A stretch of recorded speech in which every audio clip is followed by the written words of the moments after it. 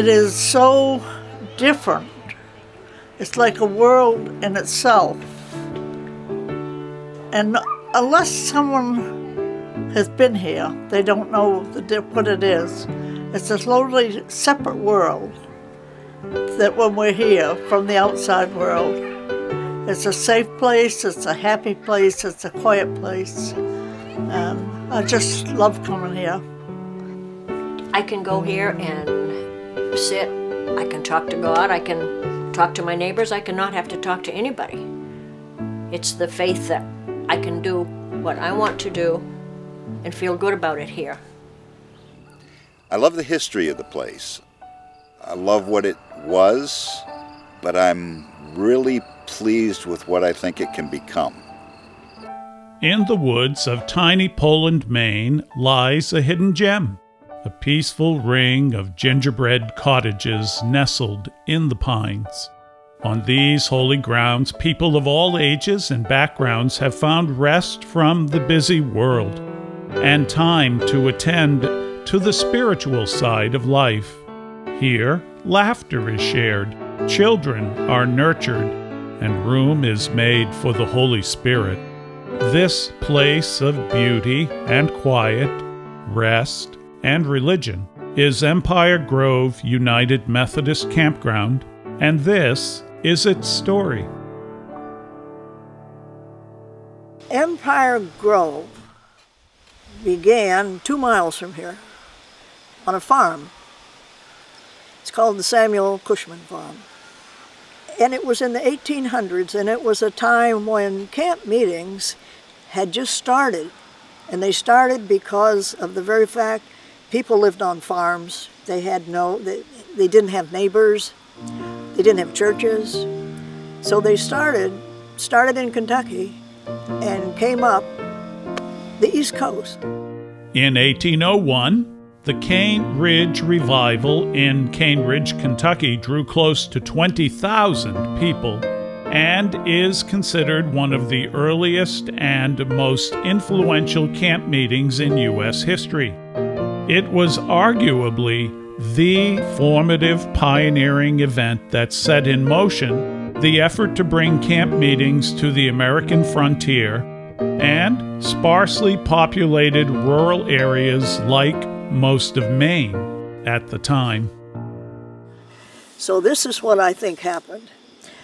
The Cushman farm, the horses came, the wagons came, and all of a sudden it was, I think it was overwhelming because they had it there for about 4 or 5 years.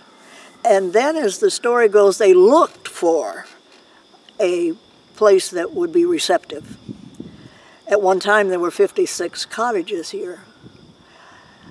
That's what I think happened. I think we've got too big for the Cushman farm. So we came down here. And the man here, Nehemiah Strout, was very, very receptive to us being in here. The willingness of Nehemiah Strout to host a Methodist camp meeting was largely due to the efforts of one man, the Methodist itinerant preacher Jesse Lee. Later considered to be one of the founders of Methodism in New England, Jesse Lee came in 1793 to what is now Poland, Maine, then known as Bakersfield, Massachusetts, and preached in the kitchen of Nehemiah Strout, converting him and several others as part of a concerted effort to grow the Methodist Church in the region around Portland. Okay, this is where the original Empire Assembly started, back in the 1800s. Now, Malcolm Dunn owns this property, but back when, at that time, Nehemiah Strout owned some land over in East Poland. So he donated that land to the Methodist Conference to start the Empire Campground and to have their meetings in the summertime. And it started right here in this living room of this house on Ball Hill in New Gloucester. Very generous of him to donate 50 acres of land to the Methodists to start their assemblies down there in Empire Grove. 2 years later, a preaching circuit was created around Portland, including Poland in its circumference. When the Portland circuit grew too large in 1802, it was divided into eastern and western halves, with the western half gaining the name of the Poland Circuit. The vibrant and active faith of the Poland Methodists earned this community an important standing in early northern New England. Years ago, the cabins was built with a platform so they could put their tents on the back and have a little platform for chairs and stuff in the front. And there was cabins just about, you could jump from one porch to the other, all the way around the circle. They were lined up, just one right after the other, because they were originally tents. And when they came here with their 40 yards of cloth to make a tent, they wanted to be near each other like tents are. Well, that was all right, except then they started to build them out of wood, and then it became a fire hazard if you'd lose the whole circle.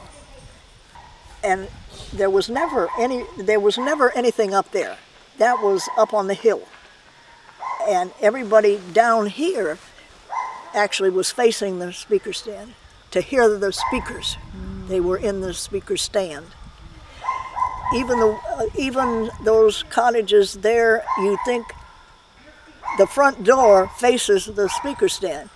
What you see for a door on the circle is the back door.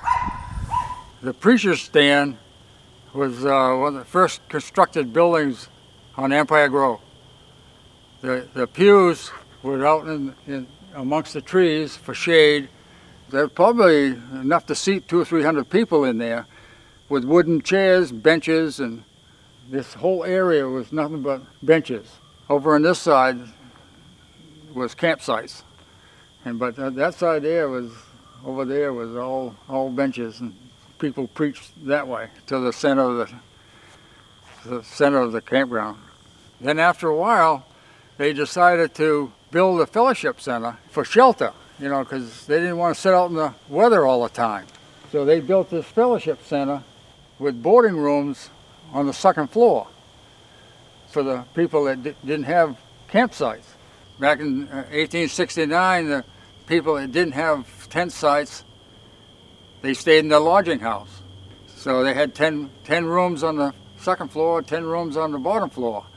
There were some stories about bats that used to go around, and we had a couple of tennis rackets by the stairs, and every time they see a bat, they'd grab those tennis rackets and try to get rid of them. But that's where and they headed back up to the attic where they belonged, up in the belfry up there. Despite the insects and the bats, the camp meeting held at Empire Grove was popular enough to attract travelers by train, as well as by horse and wagon. 2 trains, the Grand Trunk Railroad Line and the Portland and Rumford Falls Railroad Line, allowed rail passengers easy access to Empire Grove for religious services and recreation. The former location of the Empire Station, named in honor of the campground, still exists today. We're standing on the Empire Station land, the old railroad bed. Go down through here. Went underneath the highway up there by that tree up there. Empire Station was right here. This is where it picked up the people in horse and buggy, and they'd go down to the Empire Grove campground every summer. Hundreds of people. Now, when people came from horse and buggy from the railroad station, they came down to the main gate. They had a big white gate there, and they had a gatekeeper there that charged 25 cents a head to come into Empire Grove. And that went towards the upkeep of the Grove. And when they had their horse and buggy, they had to stay for the whole week. Right here, on this area right here, was a stable. And they used to have, you know, quite a few horse and buggies in there, and a lot of horse trading went on during camp meeting. During the services, they take their pony horses and they run them up and down the road, see which one had the best time.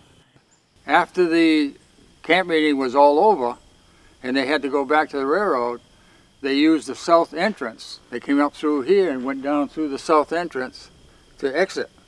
So this made it a lot shorter, and plus it was easier for the horses to go out this way and to go back to the railroad station. So that's what they use this entrance for. Sometimes they come in this way trying to cut corners for the 25 cents, but they got paid one way or the other. Empire Grove flourished in the latter half of the 19th century, with hundreds of visitors each summer to hear guest preachers of renown. Canvas tents on platforms evolved into permanent wooden cottages packed tight around the circle, and all was well into the first decades of the 20th century. However, the Great Depression hit the Grove as hard as it hit the rest of the country, and the summer camp meetings were abandoned along with many of the cottages. By the 1940s, Empire Grove as a Methodist campground was on its last breath.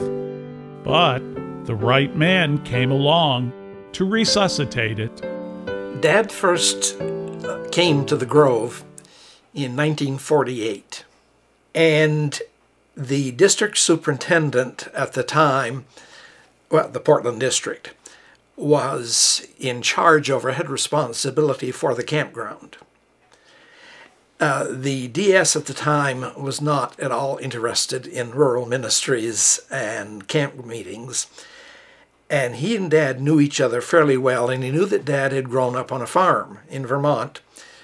So he asked if Dad would come up here in the summer of '48 to oversee the camp meeting session. Dad commented that he agreed, but when he first drove in, he was about ready to turn the car around and drive back out. The place was a wreck. Many of the cottages were unoccupied.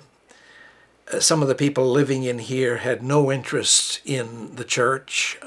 It was simply a low-cost rural slum to live in. But Dad persevered and did the camp meeting that year. The campground had flourished back in the 1800s and even after the turn of the 20th century. But in the interwar period, it had really gone down, and of course the Depression and World War II had all but killed it. There's a story that one year, I don't know if it was in the late 30s or during the war, that no minister came, and the only way the campground survived was that 4 dedicated laymen came here and held a one-day prayer service, sang a couple of hymns. The reason that's important is that the charter from the state required that there be a religious service every year. And if they hadn't, then the charter would have gone by the way. Anyway, Dad ran the campground that year. He said he was the only minister here. And in addition to the physical problems, there were fiscal problems as well. He discovered a lot of people came and stayed in the lodging house. And the previous year, they had sent the linens out to be laundered, and the laundry was in hock because the campground didn't have enough money to pay the bill. And so he began to make plans for what could be done with the campground. The problems were, well, several-fold. First of all, there were people in here who didn't belong. Secondly, as I say, many of the cottages and the association buildings were wrecks. And the Grove had no money. And most important of all, the Grove didn't own the Grove. The land was not in the possession of the association. It was half owned by the Maine Conference and half owned by the Strout family. And until we got possession of the land, there's nothing we could do. So Dad went to the conference, and they didn't have any interest. And he went to the heir of the Strout family, a man named Weemisberger, and discovered that he had willed his portion of the land to his niece. And he contacted her, and she had no interest in this, was very willing to sell it.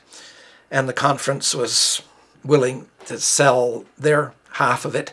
They were carrying it on the books as a value of a few $100s. So they were willing to sell, but where we were going to get the money. So Dad cooked up a scheme. He says in his book that he checked it out with a local judge in Auburn to make sure it was legal. It still sounds kind of iffy to me, but it worked. He looked at the lumber available here. The place hadn't been touched for decades. He went to the Hammond Lumber Company and asked them if they would come in and do a survey of what was available. And the surveyor came and looked at some of the trees and estimated they could get at least $2,100 out of lumbering. So Dad worked out a deal with Hammond where they would put down $2,100 as a good faith deposit. And Dad signed a contract with them saying, you will have the right to lumber this once we own the land. And in the fall of '50, they came in and lumbered. And their estimate was way low. They actually took $8,000 in 1950 prices, which allowed us to pay off all the debts and actually be able to run the program. Ernest was a great guy. One time he was down in Sanford, and that's why I went down to go before the board to get my local preacher's license. And he had just finished doing the church on the inside. He was a builder. Once he preached a sermon and said, I'm not the greatest preacher, but I can shingle a roof to the glory of God. And he was gifted that way. Ernest could stretch a dollar beyond a dollar. And if you needed anything, you asked Ernest, you know it. And he had all kinds of materials. He was a great scrounger. If you go around the campground, as I go, I can point at the front door of Tanner's cottage came out of the Maine National Bank in Portland. If you look at the doors of his garage, they came out of the Livermore Falls Church. No matter what people had that they no longer used, like an organ, like chairs, like hymnals, he would take them, and they became part of this camp meeting. Yes, Ernest was the director at that time, and he was very, very interested in taking care of the physical property here. It had been neglected, and so he did a lot of work, a lot of carpenter work, landscaping, all kinds of things, tearing things down, building things up, and was able to do a lot with very little. That's the way he operated, and he did. And so if he had not done that, I don't think it would be here today. I really don't. He made a huge difference. He really did. He could be a pain in the ass, but he made a big difference. We used to laugh because he did this. I don't know, but when he wanted something from you, he came and he was doing this. But he had a way of getting people to do stuff. Now, my husband would do anything for Mr. Flood. He would complain about it afterwards, but he would never refuse him. But Mr. Flood was a manager, and he knew how to manage. I think that he did a fine job. I really do. I think that he was probably more instrumental in making the campground what it is today than any other person. Having secured the deeds to the campground land and having saved the Grove from bankruptcy, Ernest Flood set about recruiting new members and relieving the cramped layout of the cottages by relocating several off the circle. The other thing Dad, of course, did is to Shanghai or dragoon anybody he could get, either lay people from his congregation or other clergy.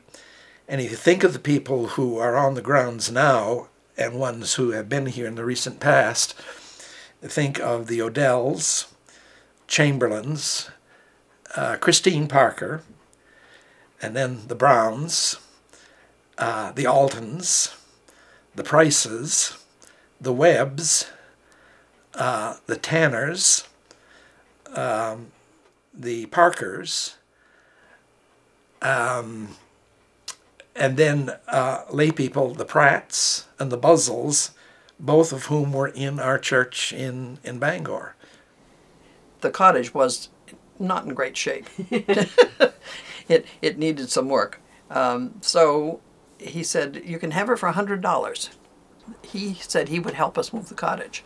And the way we moved it was with a tractor and logs underneath it, rolling the logs, you know, and we're taking the log from the front and putting it, I should say, taking the log from the back and putting it in the front and keeping moving until we got down here. And we were told we could have any spot down here that we wanted.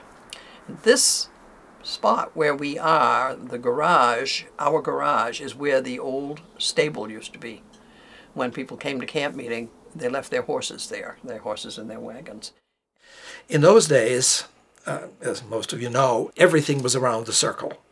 All the cottages were close enough that people, the story goes, could actually jump from porch to porch all the way around the circle without ever touching the ground.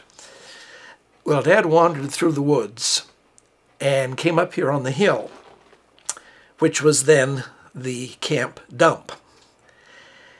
And he took a look at this place and said, this is much too beautiful to be used as a dump. And in the fall of 1950, he hired a house moving company and moved 5 cottages up here on the hill. What's now the Parkers, the Tanners, ours, what was the Pratt's cottage, and is now Sandy Alton's. Those 5 were moved up here. Nearly as important as Ernest Flood to revitalizing the camp meetings at Empire Grove was his small but trusted leadership team. Most notably, there were 2 women who served the Grove in several essential ways, though these were not always appreciated by the camp meeting youth. The campground was basically run throughout most of the 50s by about 3 or 4 people. There was the triumvirate. The triumvirate was Ernest Flood, Berdina Catlin, and Drusilla Bishop. They were the 3 that kind of made all the rules. It was interesting. There was a board of trustees, but I think there were more puppets than anything else. Whatever Mr. Flood wanted, Mr. Flood got, because Catlin and Bishop put the arm on people pretty much. Then there were a pair of, they seemed to me elderly, they probably were only actually middle-aged, old maid school teachers. There was Miss Drusilla Bishop, who owned what is now the Chadburn Cottage, and she taught in Auburn. And then Berdina Catland, who taught in Augusta and owned what is now Sandy Alton's cottage. They were polar opposites. Drusilla was pleasant, one of those school teachers, if you were first grader, you got a hug when you left the classroom and so on. Nice as can be. She was Catlin's shadow. She was the secretary of the board of trustees. Very nice lady, very quiet, kind of meek. And Berdina took care of the other end of the spectrum. Berdina Catland, she was like Ernest, really. She was all business. The children were scared to death of her. Well, she had a habit of going around at night with a flashlight, looking for young people, you know. She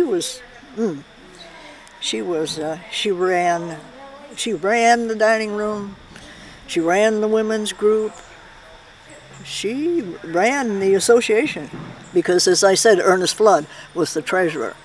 He was busy selling, buying, whatever he could do to keep this place afloat. You either loved or hated her, but Berdina was she was a mover and a shaker. She got things done. I never had a problem with her, and she worshipped my husband. Robert, would you do this for me? And he would. Anything she asked, he would do for her. But she was terribly bossy, and she was hard on the kids. Now, she was also a guard dog when I was a teenager. And at nighttime, after the services, because you'd pair up with some boy, and you'd think you were all alone, and all of a sudden you'd look, and there in the shadows is Berdina, standing watching you. I don't know how she snuck around and got to so many places, but if she caught kids out at night, get back to your camp. We didn't question it. We went back to the camp, you know. Berdina was something all in her own.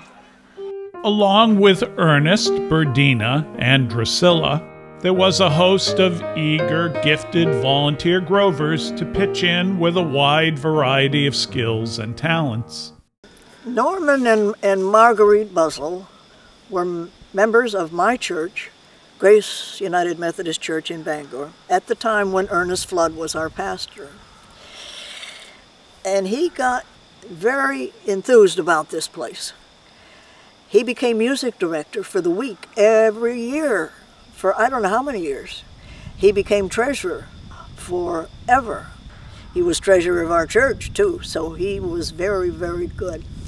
Marguerite Buzzell, she was very active. She was president of our Women's Society for 25 years maybe. They were both extremely particular. They were just so particular about everything.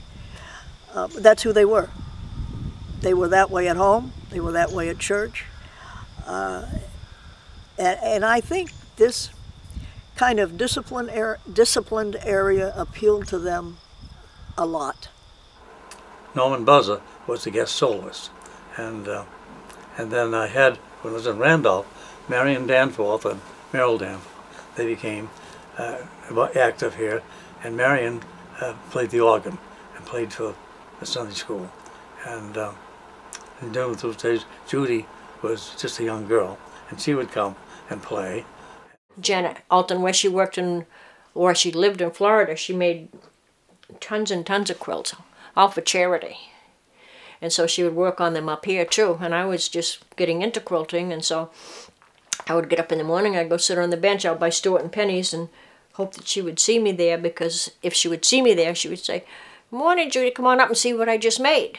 Because she would, you know, she was really quick at making them, but they were always beautiful. So she was very special to me. An enduring tradition at Empire Grove has been delicious food, communally shared, in the spirit of friendship. While many of the logistics have changed, breaking bread together has remained ever important. Back in the 1800s, everybody, of course, lived in tents, no places to cook food or anything. So they built this dining hall, and on the left was a wood box, the wood shed, and the kitchen. In the middle of the two buildings was part of the kitchen where the sink was, and the refrigeration, and where people brought the dirty dishes in and all that. But then there was a boarding house on top of the dining hall, so people stayed up there too, along with the lodging house. And so this is quite an operation. There's pictures of it in the historic building. I cooked at the dining hall. I cooked there for quite a few years when Mr. Flood was here, and it was a lot of fun. We had a big kitchen and dining room, all one building, and I don't know what happened to it. I can't tell you that, but we cooked 3 meals a day for all the campers. Rather than you'd have to bring your own food and have it in your own cottage, we cooked 3 meals a day for all the campers on wood-burning cook stoves. Mrs. Gary was a very good cook, and plenty of it. And she always had to have me sample the stuff before she served it, because she knew it was good anyway.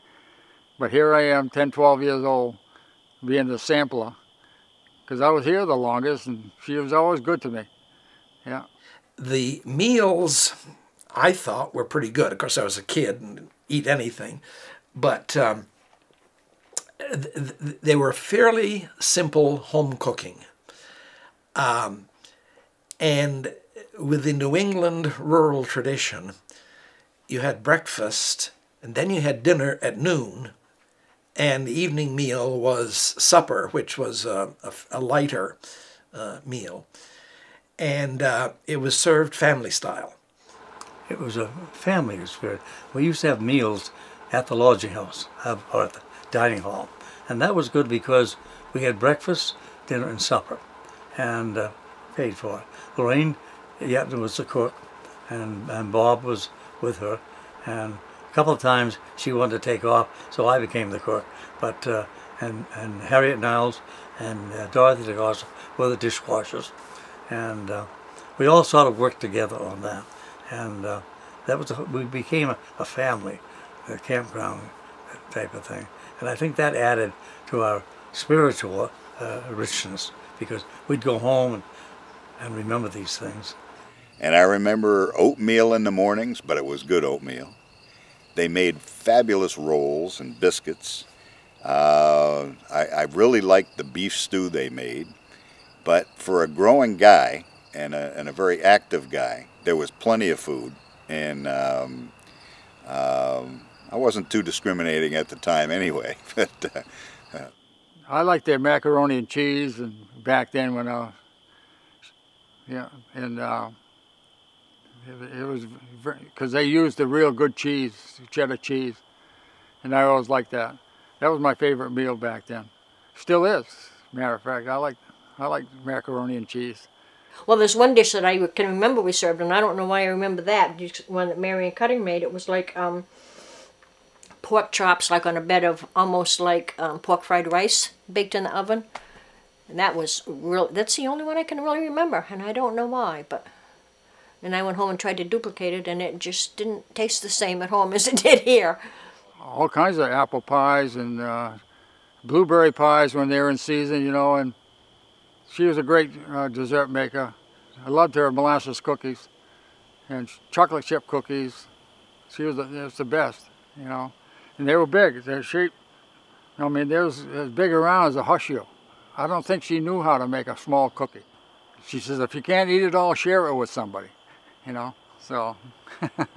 Anyway, the Dad began to expand the meals and make some that were publicly advertised for the community to come in. Made a fairly good amount of money off that. It's interesting for having the bean supper tonight. On both Saturday nights of camp meeting, there were public baked bean suppers. And those were extremely popular. And then Dad began to have Sunday dinners that were special. One Sunday there'd be a ham dinner and the other a turkey dinner. And those were open to the public as well. And people came in for the services like that. And then he, for several years, did something midweek. He worked with the Stearns Meat Company and got most of it. He worked out a deal where he got most of our meat from there. And for several years, one of the noontime dinners was tuna steak. Ernest was a favorite of having tuna fish. And I don't know where he got it, but he would go out and buy real steaks. And Lorraine would cook that, and it tasted just like steak. Everybody waited for that meal. And of course, fresh corn on the cob, he'd go out and get from the farmers. So we did not starve, and it was a good meal. And he was able to put together some good meals. And I think people who came to eat, I think they paid something like $1, you know, that type of thing. They continued serving meals like that up until the early 60s. Somehow the year 63 sticks in my mind as the last year. The problem was that the new health regulations made it impossible for them to continue serving the meals. The problem with that kitchen, it would not have passed any code, not any code whatsoever.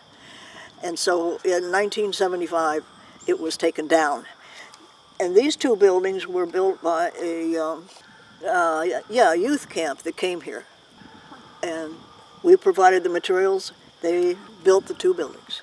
When we tore down the dining hall, we had to have a place for a new dining hall. So they opened up the bottom floor for the kitchen and the dining hall after in the early 70s. There's a lot of construction going on here. While earlier camp meetings had a more narrow focus on worship and spiritual enrichment, from the mid-20th century onward, there has always been time set aside for craft making, swimming, and athletic pursuits. There was what's now the Parker Cottage, then was the craft shop. And there was a minister's widow, Olive Grundy. Yeah. Aunt Olive, we call her Aunt Olive Grundy. She would do the leather work. We all made wallets and belts, things like that. And we were making stuff with, plaster of Paris and stuff like that. Bernie mentioned that the other night. We used to make that stuff. And then I had an old school bus, and I used to take the afternoon and take people over to the lake to swim. And that's not where it is now. It's the old part, And of course we didn't have any showers, so everybody went over to the lake to take a bath. You had to put up with the bloodsuckers, of course. But that was par for the course. Rang Pond didn't. The pond existed, but the beach didn't. But there was what we used to call the Frenchman's Beach. It's on the same lakes, same pond, but it was a different a different beach, a different part of the lake, and it was totally unofficial. There was no supervision. There were no lifeguards, no concessions or anything. People just went there and swam and had picnics and so on. That's how we bathed. There were no bathing facilities here. In fact, throughout much of the 50s, there were only 2 flush toilets in the entire campground. Okay, now we're back up in 1959 60, and all through the 60s. We all played right here. This was our ballpark. You can picture how big we thought it was big. Our ball field was where the chapel is located currently. And left field was the house that the Webbs currently live in. Now, Judy Shane's brother, Bobby Hurd, was a big, strong guy, and he could jack a ball. And we had some other good hitters, too. Carol could smoke a ball. There was a fellow named Mr. Gary who lived in the house that Webbs are in now, and he kept complaining to Reverend Flood that the softballs kept hitting his house. So we had to have a ball that they made. I guess it was leather on the outside, but it was filled with rags, so it would dampen the flight of the ball. So you'd hit it hard, but you'd get some really interesting spin off it. Now, some of the other things that, other activities we had a real active horseshoe program, and that was over next to the Red Building. And we had a lot of activity there. But most of it was, there was a lot of bike riding, and there was a group of boys that came over from Cornish with Mr. Clarence Lord. And they stayed in a bunkhouse behind his cottage. And so we had a lot of wrestling and stuff that was, going on all the time. It was a lot of hijinks and so forth, some that was observed and some that wasn't. We had the Cornish boys. I don't know if you can remember the Cornish boys, but that was their cottage. And I was a teenage girl, and obviously that was a big attraction for me, was the Cornish boys. And so each summer I would have a different boyfriend, only for a week. It wasn't anything that carried over for any further time, and it would just be for the week. Before there was a ball field, I think the youth played ball because right behind me, where the chapel is, that was bare. Really wasn't big enough for a ball team, but that's what they did. And then Howard Gary had it in his mind, he wanted a ball field, regulation ball field. But that was all woods. There wasn't a spot flat. He took and he carved it out and cut the trees, buried them. All of those trunks are in the ground. And it's beautiful out there, beautiful. I can't tell you, without looking at my records, I can't tell you when. Here again, I think it's back in the 70s era. And it's used for everything. And it is now called the Howard Gary Ball Field. As Ernest Flood got older, a new manager was needed to continue building and improving the Grove. Many saw the hand of God in Howard Gary's willingness to take up the mantle of managing the campground. Ernest and Howard were a good team. As Ernest got older, like we all, and so Howard came on board. Now, Howard worked for the telephone company, so one of the things he did was put telephone poles in here so we could have electric lights and so forth. And Howard spent a lot of time working on the campground in the winter. All of the lanterns that we have here are like the old lanterns pretty much that were way back 100 years ago, but he built every one of them. And Howard was very quiet in one sense, but always working, doing something for camp, repairing, making, working all the time, and never asked for much money. It was his mission. He loved it in a different way than Ernest did, in the sense that he felt that it needed to show the beauty of God, and that's why he kept this place so well. And I think that his concern for the place also included a concern for the people here too. Howard was not only a good technician, I mean everything from the street lights that he made and installed and so forth, to the water systems and things like that. He was very, very good at that, but he was also very good at relating to people. He was no nonsense, but people respected him because he was also low pressure. I always said he governed with an iron fist and a velvet glove. He was so stern, but yet the children loved him so much. Fantastic man. He really was. Howard was probably one of the nicest men I've ever known. Back then, before Howard, nobody kept up with all this mowing. No one kept up with all this stuff. I mean, I would come and I had grass like that, you know? And unless you brought your own lawnmower, which was a nuisance, then what did you do? You had this mess out there. But Howard took a pride in the campground, and as I said, I don't think he ever received the amount of thanks, money-wise or anyway, for what he did. I think he did more than most anyone I can imagine. Yeah. Worship has always been the foundation of Empire Grove, the beacon which draws together a community of brothers and sisters in Christ. While the way the campers worship may have changed over time, the heart of Empire Grove remains the same. It used to be in the 50s, as I say, it went on for 10 days, and there was preaching every night, as well as three services on Sunday, morning, afternoon, and evening.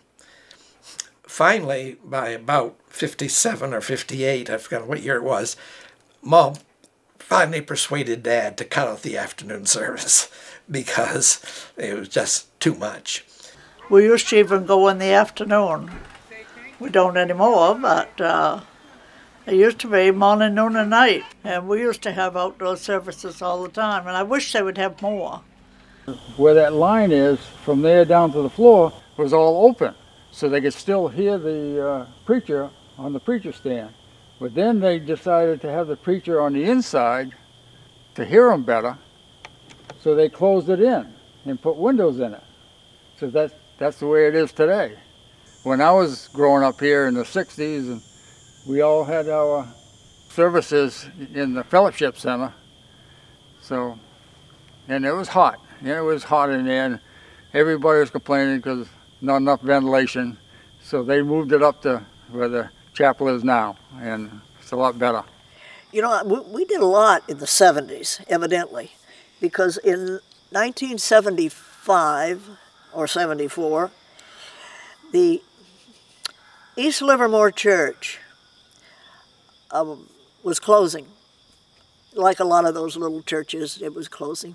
They were going to join with Livermore. Now you'll have to see a pattern here, because the pastor of the Livermore Church was Reverend Ernest Flood. Do you see a pattern? The woman who was a member of this church said she would buy it for $1,000 if Ernest would move it here. She gave us the church. Now this is where a lot of the confusion comes in from my part, because new people will say, why is it called the East Livermore Chapel? And I go through this long explanation. Ernest wanted it called that because she gave us the building. Well, she gave us the building, but it cost us $10,000 to put it back together. So I had a woman by the name of Ella Morrison who was in the church. She came in the office one day and said, Walter, if I give the trustees $1,000, which is, you know, back in the 70s, that's a lot of money, could we move it over to Empire Grove? So I called Ernest and said, we got an offer, what do you think? So we sat down. We decided, well, maybe we could cut it up in 4 pieces and truck it down here. A lot of the things inside were sold to raise the money, because even when you're given a building in pieces, to put it back together is costly, very costly. A lot of it was put back together by Linwood Jackson, who's Carol Akers' father. He spent just weeks and weeks putting it back together. And then, since we sold the floor with the wide boards, then we had to buy the plywood. But it's still more than a $10,000 building. And it will last, well, the speaker stand's 1840. So this is 1975. It will last. And then the organ in there. I served Big Island way back when. And Cliff Wood was a friend of mine in South Biddeford, called me up and said, "How would you like to have an organ?" He said, "The one that came out of Shabig is here. We're closing the church." So I called Ernest. He said, "Yeah." Well, we got the men to go down and get the organ. Fortunately, I couldn't be with them, because when they got here, we couldn't get it into the building. So it was, you know, it is there now. It was more colorful when it was in Shabig. The pipes were all beautifully painted. And that's what we've had until a couple of years ago. It worked that way. Actually, I don't remember the services in the old chapel, and that's funny because we attended them, I'm sure, but I do remember when we moved to the new one, when we started worshiping in the new chapel, and I think that was a really important thing to do, because I think people now have a great deal of respect for that building. When I see what the women do, they keep it, you know, very worshipful, and so it's a great place to meet together, and we use it for other things too, but basically I think for the services that we have there, really lovely. And of course people take communion there too. That's another tie that you know, is important, I think. Well, my favorite thing here has always been communion. I find it a very placid, I just find that it fits this place very well. You know, I like communion anywhere at any time because of its meaning, obviously, but it's just the feeling of this place exacerbates the meaning to me. Having 8 o'clock morning worship is probably one of the most significant things, because it is the way of starting the day. Now at home, you don't do this at home. You've got all the other things going on. But here, the focal point is spiritual at 8 o'clock in the morning. And of course there's a different pastor every morning. And so the message is different. And yet it is such a blessing and such a way to start the day that it sets the mood for the whole thing. Just getting together with everyone to worship, and to worship in the evening, which is lovely, and to sing the music of the evening, which we don't do on Sunday mornings in our churches. Yes, I would say that probably is most important to me anyway.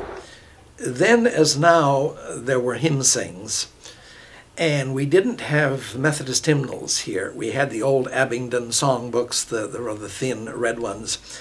And there are still hymns that I remember that everybody used to love. Of course, Marching to Zion, Revive Us Again. One that is almost unknown today, Follow the Gleam, To the Nights and the Days of Old. It was an Epworth League hymn, and that was enjoyable. In '58, on an anniversary of the camp meeting, the bishop of the Boston area, John Wesley Lord, came up to preach one Sunday, and that was quite an occasion. Maybe I'm looking back, you know, from older age, but I thought there was excellent preaching by some of the people I mentioned. I mean, old-time preachers. And all of those were very significant to me. To me, the preaching, and in my estimation, Wally Webb was the best preacher because he could do the best stories and he could talk forever and never repeat himself. He just had that, I think he had a charisma with God. Does that make sense? He blessed my cottage here, because I have that thing there. He blessed my cottage there, and even after he got hurt, there's nothing he couldn't do or wouldn't do. Years ago, we used to have services in which we had call to commitment. Before we went home, the old-fashioned used to be altar calls, you know. But we'd have people have come in when you go back, and what are you going to do when you go back? And that was always a special service, because you'd had a week of meetings, activities, fun, so forth. But now we're going home. We're supposed to be revived and go home and work our churches. But it's always been a family-oriented place to worship together and to share that experience with the children. And I think that's part of the thing here. There is no strict ritual here. It is worship in the most relaxed way. And I think that that's part of why we can enjoy it as much as we do.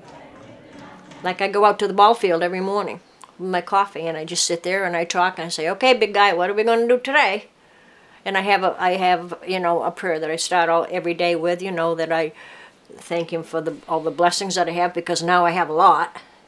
And, you know, my family, my friends, and I have a list of people that are always on my prayer list that, you know, I have to bring up to him, and that's a good place to do it. It's out there on the ball field, because there's nobody there to distract me. Those who love Empire Grove find unique ways to connect with God through the beauty of its natural surroundings, or the warm fellowship within the Grove community, or the comfort of lasting traditions. While they may differ on their favorite aspect of camp life, everyone agrees about the importance of Empire Grove in their lives. It has its limitations because it's not going to be open to the world. And while someone could purchase in here, they wouldn't be happy with the atmosphere. And being a church campground, it has its limitations.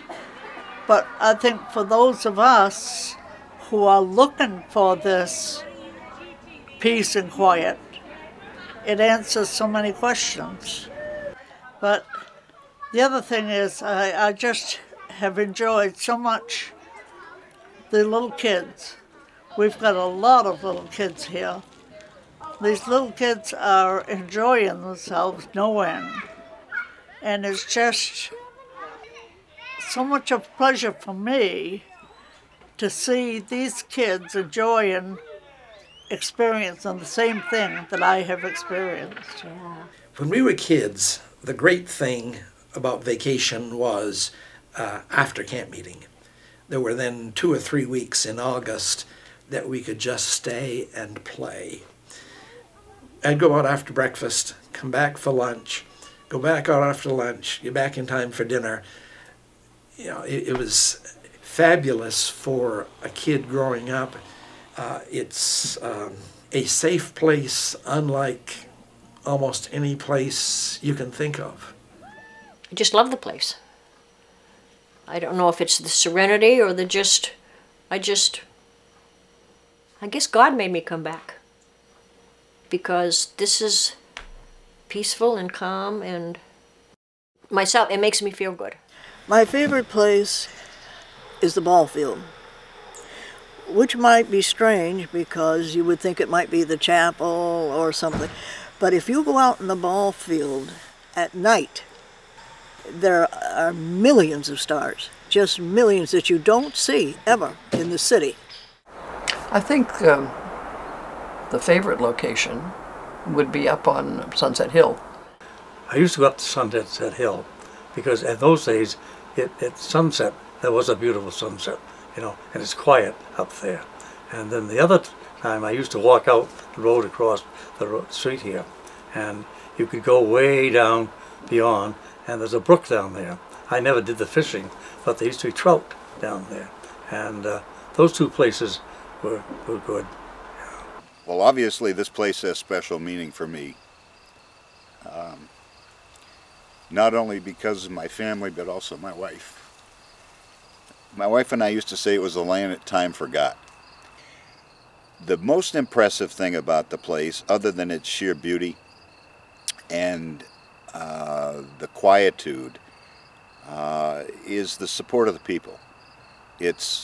Everybody has each other's backs here. If if you need a roof rebuilt, people get together and rebuild the roof. The favorite place I liked, when I come over here, I like sitting on the preacher stand and visualizing 1800s, and what it was back then. Coming on the Grove, I live across the street, and every time I come on in Bright Grove, you get that sense of peace, and so it's just stepping on the Grove. It gives you a good warm feeling of getting close to God. It's a great place to grow up. Sunset Hill, with a memorial ground up there, you can meditate up there, but just being on the circle, and you can sit in any one of these chairs, memory chairs, and get that peace. So the whole Grove is, it means a lot to me. With a history that spans almost 200 years, Empire Grove has been enriched by countless laughs, stories, songs, prayers, and tender moments.